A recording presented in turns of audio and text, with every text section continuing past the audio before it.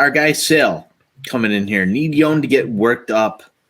Never seems to have a sense of urgency at the plate. I'm so happy he put this in here instead of Twitter.com because this would rile some people up. It's fascinating to me. I spent a lot of time going back and looking at, Yoan Moncada and why people feel the way they do about Yoan Moncada. And it's just wild.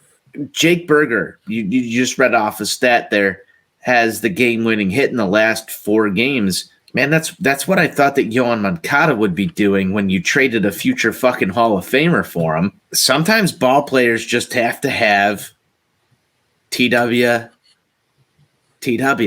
Not everybody has that internal motor.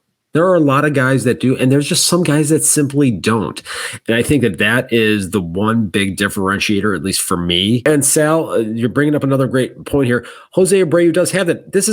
Jose Abreu ate a fucking fake passport to get into the country. That says a lot. And Tim Anderson, that's another guy that has it. I talk about Tim Anderson all the time, the baseball acumen of this guy, and he is someone that just wants to go out there and he just wants to find a way to win a fucking baseball game. He doesn't care what he has to do. He always seems to find himself in the right spot trying to make something happen because he wants to do whatever it takes to win a fucking baseball game. And not everybody has it. And it can be so frustrating to see from guys like Yoan Moncada. And this is going to get a lot of heat, and that's okay. I'll go on record saying, coming into this year, Yoan Moncada has been a good player. He's been a slightly above average player. He has not lived up to the expectations that the fan base had for him. That doesn't mean that he's a bad player, despite what some fucking slob on Twitter.com likes to say. He's been good. He hasn't been good enough based off of where the fan base projected him to be at the time of the acquisition.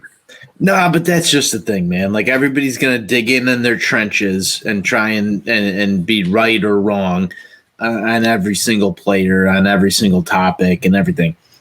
I just feel if you take a neutral approach to this, Jake Berger's doing more for this ball club right now than Yoan Moncada is. He absolutely is. And if you try and argue that, you're a fucking idiot. Like, there is no way that you can sit here and say that Yoan Moncada has more impact on the 2022 Chicago White Sox up until this point than Jake Berger has.